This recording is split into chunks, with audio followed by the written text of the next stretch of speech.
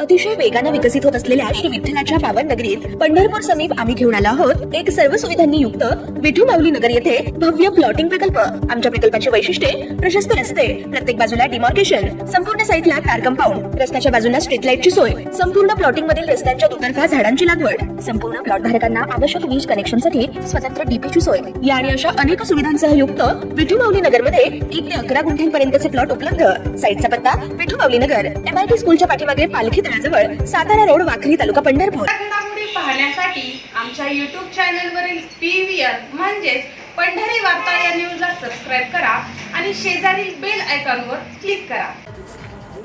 सहकार शिरोमणी वसंतराव काळे यांच्या 80व्या जयंतीनिमित्त आज वसंतराव काळे प्रशाला व कनिष्ठ महाविद्यालय वाडी कुरोली येथे भव्य अभिवादन सोहळ्याचे आयोजन करण्यात आले होते। यावेळी प्रमुख पाहुणे म्हणून विधान परिषद सदस्य रणजितसिंह मोहिते पाटील हे उपस्थित होते। तर या कार्यक्रमाचे अध्यक्षस्थान राष्ट्रवादी काँग्रेसचे जिल्हाध्यक्ष माजी आमदार दीपकाबा साळुंके पाटील यांनी भूषवलं। यावेळी बोलताना सहकार शिरोमणी साखर कारखान्याचे चेअरमन कल्याणराव काळे यांनी स्वर्गीय दादांच्या आठवणींना उजाळा देत जयंती व पुण्यतिथी सोहळ्यानिमित्त आयोजित विधायक उपक्रमांची माहिती देत विविध संस्थांच्या माध्यमातून करीत असलेल्या कार्याची माहिती दिली। तर यावेळी बोलताना त्यांनी विधानसभा अथवा विधानसभेवर संधी मिळाली नाही याची खंतही व्यक्त केली। आजच्या ह्या कार्यक्रमाचे अध्यक्ष सोलापूर जिल्ह्याचे माजी आमदार आणि राष्ट्रवादीचे जिल्ह्याचे अध्यक्ष आदरणीय दीपकाबा साळुंके, ज्यांच्या प्रमुख उपस्थितीत कार्यक्रम होतोय ते राज्याचे तरुण नेते आणि विधान परिषदेचे आमदार आदरणीय रणजितसिंहजी मोहिते पाटील, या कार्यक्रमाला उपस्थित असणारे ज्यांचं लेक्चर आपल्याला ऐकायला मिळणार आहे ते TV9च्या अँकर श्रीयुत निकिता पाटील, सहकार शिरोमणी साखर कारखान्याचे व्हाईस चेअरमन सन्माननीय भारतनाना कोळेकर, सहकार शिरोमणी दादांचे खंदे समर्थक माजी व्हाईस चेअरमन आदरणीय मारुतीदादा भोसले, या कार्यक्रमाला उपस्थित असणारे सहकार शिरोमणी साखर कारखान्याचे सर्व उपस्थित सर्व सहकारी संचालक मंडळ, जिल्ह्याच्या महिला अध्यक्ष वर्षाताई शिंदे, राज्याचे उपाध्यक्ष आणि युवकांचे आशास्थान श्रीयुत समाधान काळे, महादेवभाऊ देटे, उपस्थित स्टेजवरील सर्वच मान्यवर, आपल्या संस्थेचे सचिव आणि राज्याचे प्राथमिक शिक्षक संघटनेचे नेते आदरणीय काळे गुरुजी, संस्थेचे मुख्याध्यापक श्रीयुत खरात सर, त्यांचे सर्व सहकारी शिक्षक, आजूबाजू गावातून आलेले सर्व ज्येष्ठ पदाधिकारी, यशवंतराव चव्हाण पतसंस्थेचे चेअरमन श्रीयुत शहाजीबापू साळुंके, प्रतिभादेवी पतसंस्थेचे चेअरमन श्रीयुत विष्णुभाऊ यलमार, निशिगंधा बँकेचे चेअरमन श्रीयुत RB जाधव,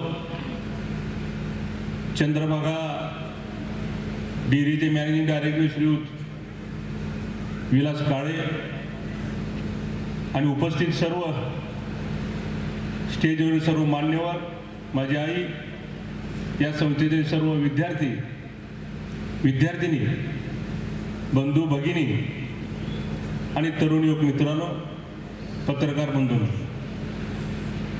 आज आपण दादांच्या या जयंतीच्या निमित्तानं आजचा हा कार्यक्रम प्रत्येक वर्षी आपण साजरा करतोय आणि हा कार्यक्रमाचे अध्यक्ष आणि प्रमुख पाहुणे अगदी वेळेचे अर्धा तास सर्वजण इथे उपस्थित आहेत. बऱ्यापैकी नेत्यांना वेळेचे भान राहत नाही, पण ही आजची नेते मंडळी वेळेचे भान ठेवून कार्यक्रमाला अर्धा तास अगोदर येण्याची जबाबदारी ह्या नेते मंडळींनी पार पाडलेली.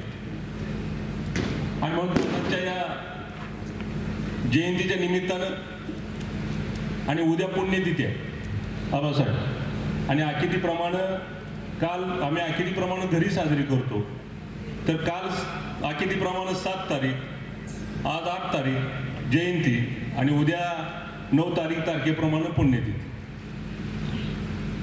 आणि या निमित्तानं वेगवेगळे कार्यक्रम आम्ही प्रत्येक वर्षी, तर 22वी पुण्यतिथी दादांची उद्या साजरी होते. आणि मग जयंती आणि पुण्यतिथीच्या निमित्तानं प्रत्येक वर्षी वेगवेगळे कार्यक्रम साजरे करण्यासाठी आम्ही कार्यकर्ते, नेते मंडळी सर्व जण मिळून आम्ही प्रत्येक संस्थेच्या माध्यमातून हे कार्यक्रम पार पाडतो. आज आम्ही सर्व विचाराचे वारसदार आहे. कोणी वेगळ्या पद्धतीने वारसदार असतात, पण आम्ही एक दादांच्या विचाराचे वारसदार, आणि ती जबाबदारी आम्ही सर्वजण मिळून पुढे पार पाडतो. कारण दादा कसे घडले हे स्टेजवरील तुम्हाला सर्वांना माहिती आहे, पुढे बसणारा नाही माहिती आहे. पण कुठलेही राजकीय स्थान नसताना सुद्धा दादाने एक सर्वसामान्य कुटुंबामध्ये उभा राहून त्या संस्था उभा केल्या. एका बाजूला शिक्षण संस्था 1980 साली स्वतःच्या घरात पहिल्यांदा एक 5 वर्ष शिक्षण संस्था चालू केली. शिक्षणाला विद्यार्थी आल्यानंतर आम्हाला आठवतंय, आता आपण जेवण केलं, आपण थांबलो होतो तिथं साधं पत्र्याचं घर होतं, आणि ज्या टायमाला शाळा भरायची त्या टायमाला आम्ही सगळे बाहेर झाडाखाली आम्ही जेवण करत असायचो. आणि ते सगळे वर्ग 2-3 फक्त खोल्या होत्या, आणि त्या 2-3 खोल्या त्या शाळेला द्यायच्या. असं जवळजवळ सातत्यानं 5 वर्ष केलं, आणि सर्व गावांनी मिळून ही इमारत उभा करण्यासाठी ठरवलं. आणि मग या इमारतीचं उद्घाटन त्या टायमाला राज्याचे कृषी मंत्री म्हणून, राज्यमंत्री म्हणून आदरणीय आताचे राज्याचे उपमुख्यमंत्री आदरणीय अजितदादांच्या हस्ते या इमारतीचं त्यावेळेस उद्घाटन झालेलं. आणि मग त्या माध्यमातून आम्ही या संस्थेच्या माध्यमातून पुढे वाढवण्यासाठी आम्ही सर्वांनी प्रयत्न केले. आणि मग पहिली 5वी ते 10वी शाळा होती. परत आम्ही ते ग्रांटेबल संस्था वाढवल्या. पहिल्या 3 संस्था होत्या, परत वाढवण्यासाठी आम्ही सर्वांनी मिळून पाठपुरावा केला. आणि पहिलं 5वी ते 10वी शाळा असायची. आता आम्ही कनिष्ठ महाविद्यालय, माध्यमिक महाविद्यालय, जवळजवळ या सगळ्या संस्थेच्या माध्यमातून, मग शिक्षण संस्था असेल, प्रायव्हेट ITI कॉलेज असेल, नवीन रायझिंग स्टार आपण इंग्लिश मीडियम ही संस्था आपण त्या निमित्तानं चालू केलेली आहे.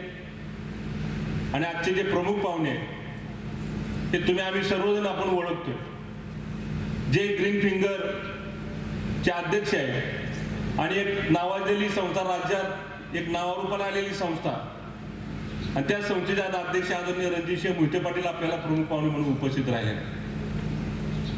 आणि म्हणून आज रायझिंग स्टार इंग्लिश मीडियम चालू करत असताना उद्देश एवढाच असतो की कमी खर्चात, कमी श्रमात इथल्या मुलांना चांगल्या पद्धतीचं शिक्षण मिळालं पाहिजे.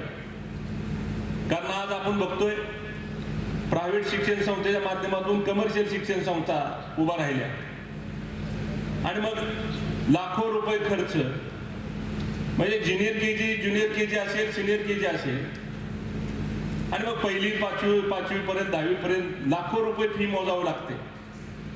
पण आम्ही एकदम नाममात्र फी मध्ये ही संस्था रायझिंग स्टार इंग्लिश मीडियम आम्ही त्या निमित्तानं चालवतोय.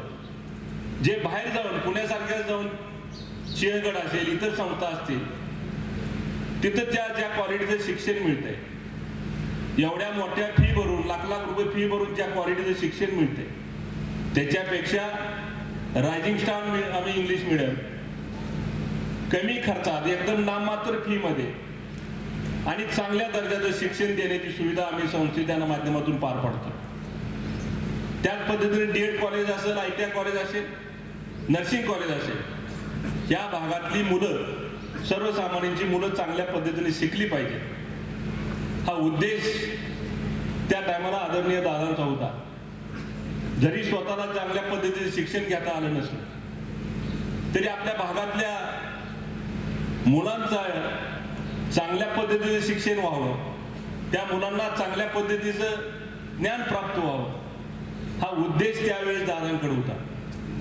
आणि म्हणून आज जे आपण UPC झालेला मुलगा असेल, MPC झालेला मुलगा असेल आणि त्यांना जो पदवी मिळाली ते ह्या संस्थेचे पहिले आमच्या ह्या संस्थेचे विद्यार्थी आहेत.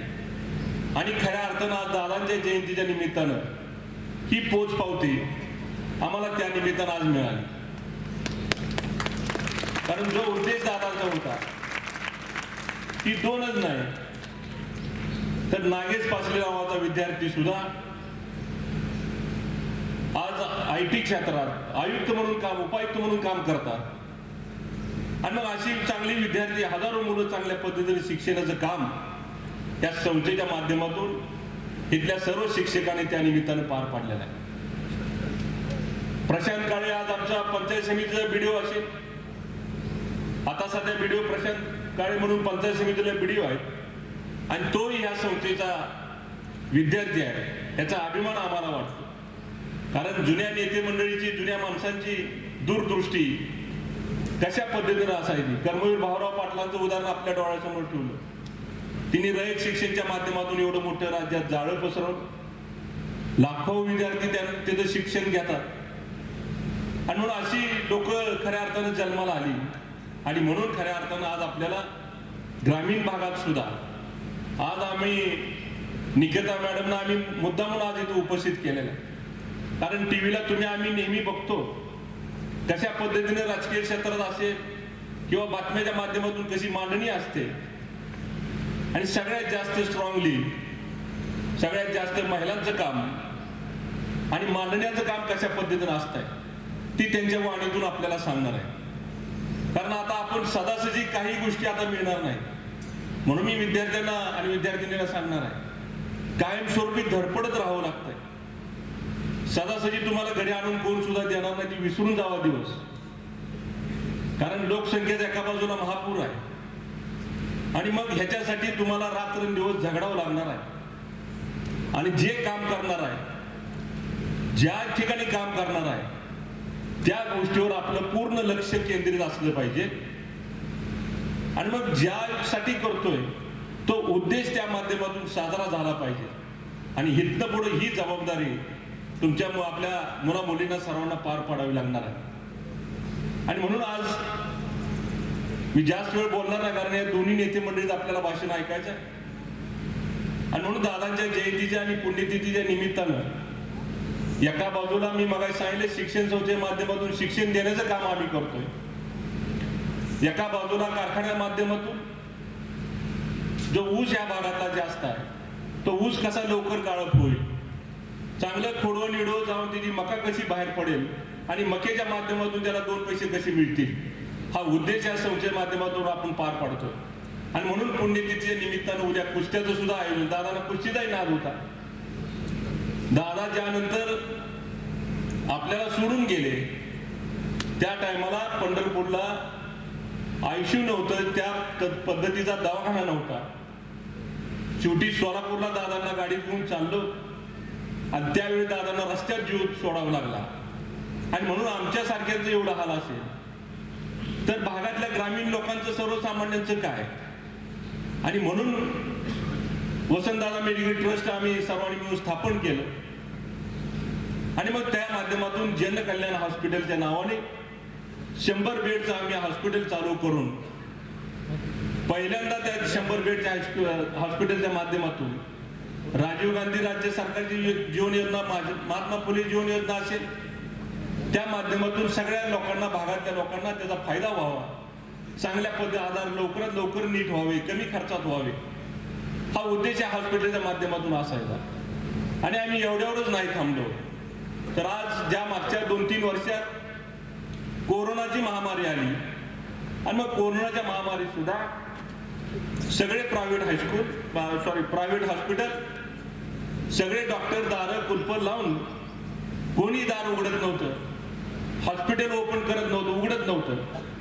आणि मग त्यावेळेचे पालकमंत्री भरणे मामांचा मला फोन आला आणि मग त्यावेळेस आम्ही आमच्या हॉस्पिटल डॉक्टर शिंगारे दादा यांना आम्ही सर्वांनी बोलवून घेऊन त्यांच्या स्टाफची समजूत काढली आणि मग त्यांना ती रिस्क घ्यावी लागली. आणि पहिल्यांदा कोरोनासाठी कुठलं पंढरपूर शहरातलं हॉस्पिटल दिलं असेल तर गव्हर्नमेंट नंतर प्रायव्हेट हॉस्पिटल, ट्रस्ट हॉस्पिटल पहिल्यांदा जनकल्याण आपण ओपन करून दिलं. आणि त्यातून हजारो माणसांना कोरोना महामारीत काय झालं ते तुम्हालाही माहिती आहे. माणसं हॉस्पिटलच्या दारात रिक्षात मरण पावली. आणि मग ह्या पद्धतीने त्या हॉस्पिटलची सेवा आम्ही त्या निमित्तानं चालवतो. एका बाजूला कोरोना महामारीमध्ये आमच्या शिक्षण संस्थेतील त्यावेळेस काय मजुरांची मुलं, गरिबांची मुलं येतात आणि मग एक वर्षभर व्यवहार बंद होते, रोजगार बंद होता. आणि मग अशा मुलांना, पालकांना आम्ही किट देण्याची व्यवस्था या संस्थेच्या माध्यमातून पार पाडली. जवळजवळ आम्ही त्यावेळेस आबासाहेब जवळजवळ 12,000 किट ग्रामीण भागापर्यंत आम्ही एक महिन्याचा त्यांना शिधा कसा पोचेल ह्या पद्धती ह्या संस्थेच्या माध्यमातून आम्ही सर्व गावागावापर्यंत पोच केलं. आणि तेवढ्यावरच नाही आम्ही थांबलो, तर आम्ही पुढं ज्या कोरोनाच्या काळात ज्या मुलांचे पालक हरवले, एखाद्या बिचाऱ्याचा मुलाचे वडील गेले असतील, आई गेले असतील, असे आमच्या संस्थेतले जवळजवळ 12 पालक आमच्या मुलांना दुर्दैवानं सोडून गेले. आणि मग त्याच्यासाठी आम्ही ती दत्तक योजना काढली आणि त्या माध्यमातून त्या मुलांचा, आदरणीय रणजित दादा, त्या मुलांचा 5वी ते 12वी पर्यंत सगळा मोफत सगळा खर्च आज ही संस्था करते. त्याला मोफत शिक्षण देण्याची व्यवस्था आम्ही त्या निमित्तानं पार पाडतो. आणि एवढ्यावरच नाही थांबलो, तर त्या मुलीला महिन्याला 1,000 रुपये स्कॉलरशिप आम्ही या संस्थेच्या माध्यमातून जाहीर केली. आणि त्या पद्धतीनं प्रत्येक महिन्याला जवळजवळ 12 लाखाचं बजेट आहे टोटल. आणि ते प्रत्येक महिन्याला त्या मुलांच्या खात्यावर निशिगंधा बँकेमध्ये आम्ही ती जमा करतो. कारण आम्हाला दादांनी जी जयंती आणि पुण्यतिथी आहे त्या निमित्ताने एवढंच, कोणी जयंती पुण्यतिथी आपण साजरी करतो, पण दादाचे एक निमित्त आपण जयंती पुण्यतिथीचं आहे. पण त्यांचे विचार, त्यांचं आचरण, त्यांची समाजसेवा कशा पद्धतीनं पुढं आपल्याला चालवता येईल त्यासाठी सर्व आम्ही घरभार त्या निमित्तानं आम्ही कायमस्वरूपी राबत असतो. आणि मग त्या सगळ्या गोष्टी आम्ही त्या संस्थेच्या माध्यमातून करतोय. आणि म्हणून आम्हाला एक अभिमान वाटतोय, कारण एक चांगल्या वडिलाच्या पोटी आम्ही जन्म घेतला. आणि मग त्यांचे विचार आम्हाला कायमस्वरूपी आज 22वी पुण्यतिथी आम्ही साजरी करतो. आणि मग पुण्यतिथीच्या निमित्तानं सुद्धा सामाजिक कार्यक्रम आम्ही मगाशी मी म्हटलं तसं जनकल्याण हॉस्पिटलच्या माध्यमातून सुद्धा जवळजवळ नुसतं पोटॅशियमसाठी आमचं सर्व रोग निदान शिबिर नसतंय. कारण 4 दिवसाचं शिबिर आम्ही आयोजित करतो आणि प्रत्येक दिवसाला साधारण 1,000-2,000 लाभार्थी तिथं शिबिर येतात. म्हणजे त्या लोकांना शिबिराच्या माध्यमातून उपचार करण्याची जबाबदारी हे जनकल्याण हॉस्पिटलच्या माध्यमातून पार पाडली जाते. आणि म्हणून असे हे सेवाभावीच्या माध्यमातून आम्ही हे काम करतो. आणि त्याच्यासाठी आम्हाला फक्त त्या दोघांसारखं आम्हाला होता आलं नाही. 1-2दा मी प्रयत्न केला, पण आम्ही आता कायम सतरच्या टाक, खुर्च्या टाक, गाद्या टाक एवढंच काम आतापर्यंत करत आलेलं आहे. पण कुठेतरी एखादा विधानसभा मिळेल का, विधान परिषद मिळेल का, त्यासाठी आता ह्यांच्याच विरोधात मी उभा राहिलो विधान परिषदेला आणि 10-5-25 मतात जिरून घेतली. परत तिथनं पुढे विधान परिषदेचा नाद आम्ही केला नाही, विधानसभेला उभा राहिलो. कारण दादानं ज्या टायमाला दादाही उभा राहिले होते त्या टायमाला दादांचाही मतात एक 10 ते 12,000 मतामध्ये पराभव झाला. आणि मग आमच्याही कार्यकर्त्यांनी मला विधानसभेला उभा केलं आणि तिथेही मला थोडा माडा मतदारसंघात आदरणीय रणजित दादांनी आणि मोहिते पाटलांनी चांगली मदत आपल्याला त्या निमित्ताने केलेली होती. आणि मग त्यावेळेस सुद्धा मला थोडं 10 ते 12,000 मतात पराभवाला समोर जावं लागलं. पण ठीक आहे, पराभवाने खचून न जाता आपला जी पुढची पोच पावती आहे, जे आज उपस्थित आहे, ते ठराविक नेते मंडळी पालक आपण सर्वांना इथे बोलवलं होतं. आणि मग हीच खरं आपली प्रॉपर्टी समजून आम्ही आमचे सर्व कुटुंब आम्ही कायमस्वरूपी सेवा करत चाललो आहे. आणि म्हणून आज मी दोन्ही पाहुण्यांना विनंती करणार आहे की आम्हाला निधी दुसऱ्याला देता आला नाही. नाहीतर मी आमदार झाला असतो तर 100% सगळ्या ह्या भागातला निधी सगळ्यात जास्त दिला असता. पण आज तुम्ही दोघंही एक नियोजन मंडळ सदस्य आहे आणि एक विधान परिषदेचे आमदार आहे. आणि त्यामुळं कार्यकर्त्याच्या ज्या याद्या दिल्या होत्या त्या याद्या आदरणीय रणजितदादांनी मागून घेतल्या मागच्या वेळेस. आणि बऱ्यापैकी जवळजवळ 20-25 गावाला निधी देण्याची जबाबदारी आदरणीय रणजितदादांच्या माध्यमातून त्यावेळेस पार पडलेली आहे. आणि मग आता नवीनच नियोजन मंडळावर सदस्य म्हणून दीपक आबांची नेमणूक झालेली आहे. आणि म्हणून जाता जाता त्यांच्याही शिक्षण संस्था आहेत. पण त्यांनी थोडं उदार मनानं जर इथं जात जात जर बोलून गेले आणि उद्या भविष्यात आपल्याला मी सगळं बोलणार नाही, कारण व्हॉट्सअपवर परत आमचं सांगोलवाल्याने अगोदर अतिक्रमण केले. आज एक नेत्याला बोलवलं की संध्याकाळी 2 नेत्याचे फोन येते, आम्हाला का बोलवलं नाही म्हणून. अशी कॉम्पिटिशन सध्या रणजितदादा चालू झालेला आहे सांगोल्यामध्ये.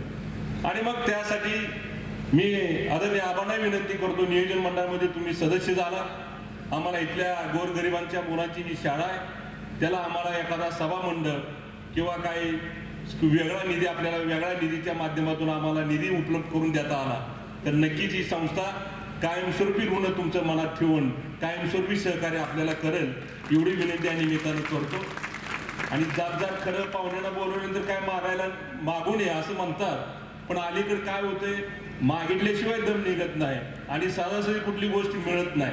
आणि म्हणून मी रणजितदादांना सुद्धा विनंती करतो, आदरणीय विजयसिंह मोहिते पाटील ह्या जिल्ह्याचे पालकमंत्री होते, त्या टायमाला सुद्धा आम्हाला चांगली मदत त्या निमित्तानं झालेली आहे. पण आपल्या माध्यमातून थोडा आपला सुद्धा हातभार लागावा म्हणून आपण सुद्धा विधान परिषदेच्या माध्यमातून, आता तुम्हाला बांधकाम निधी देता येत नाही, पण मी म्हणतो कॉम्प्युटर देता येतील, डिजिटल शिक्षणच्या माध्यमातून काही इलेक्ट्रिक साधनं देता येतील. म्हणून त्यासाठी जर आम्हाला एक 10-15 लाख निधी दिला तर आमच्या इथल्या गरीब मुलांच्या गरीब पालकांच्या मुलांना चांगल्या पद्धतीने शिक्षण देण्याची जबाबदारी आम्हाला त्या निमित्तानं पार पाडता येईल. आणि म्हणून दोघांनी सुद्धा या विनंतीला मान देऊन ते त्या पद्धतीनं सहकार्य करतील अशी अपेक्षा आपण बाळगूया. आपण सर्वांनी मिळून थोड्या वेळेत आपण उपस्थित राहणार, त्याबद्दल मी आपल्या सर्वांना धन्यवाद देतो आणि माझे 2 शब्द संपवतो. जय हिंद, जय महाराष्ट्र. धन्यवाद.